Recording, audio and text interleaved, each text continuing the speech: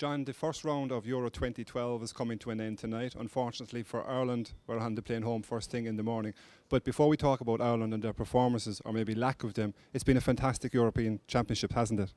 It has. It certainly has. We've seen some great goals and, a lot more exciting games than perhaps we have before in other competitions, because they can be a little bit tedious until the third game comes around when everyone's got to just go for it like a cup tie. So I think in general it's been one of the best, yeah. One of the best, maybe for certain teams, but we're going to hone on Ireland's performances for a few moments. It started bad against Croatia, got worse against Spain. Your thoughts on why the first two performances have been so bad from what we were expecting?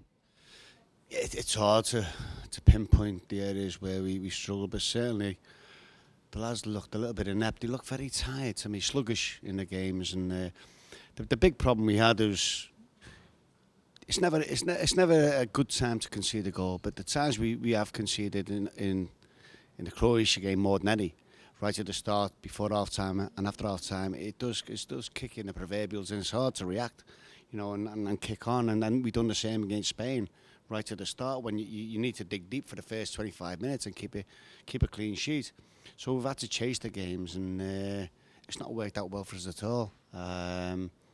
Against Croatia, even though that happened, we had a couple of decisions that didn't go for us, but all in all, we didn't really deserve to win the game. Spain, that's a different kettle of fish, but it was very disappointing, the fact that we're not 4 goals worse off than Spain, as good as they are. And as you know, you've played for Ireland, you've played for Liverpool. When there's a result or two go wrong, the critics come out of everywhere.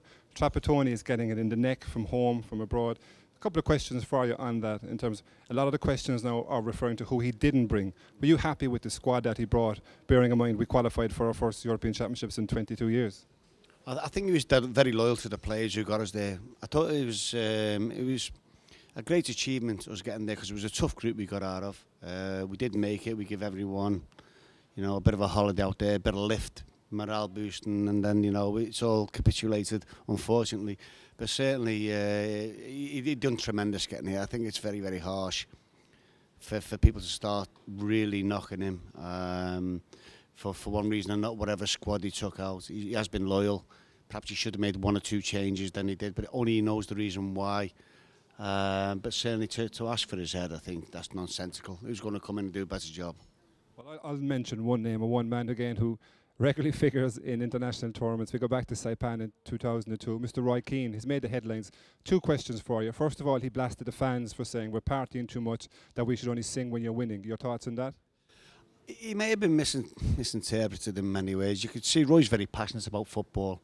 He comes out and says one thing. I think he was really frustrated, the fact that he wanted us to do well. We all wanted us to do well, and we haven't. And then the fans was absolutely tremendous. He should have come up with a better explanation, perhaps, than what he did. But certainly, whereas we failed on the pitch, I think off the pitch we were tremendous. The best supported team, bar none, in that championship, and that's something that the country should be proud of. They're no trouble, and they do just absolutely phenomenal. He mentioned all 11 players underachieved. If he was boss tonight for the Italian game, he would have made 11 changes. Are things that bad? Were we that bad? No, that's an overstatement, obviously. Perhaps you would have blooded a few players, which I'm sure he will. He'll put 3 on in respect of what we've got to do for the World Cup now, give him a bit of experience. But again, he's going with his tried and trusted lads who got him there.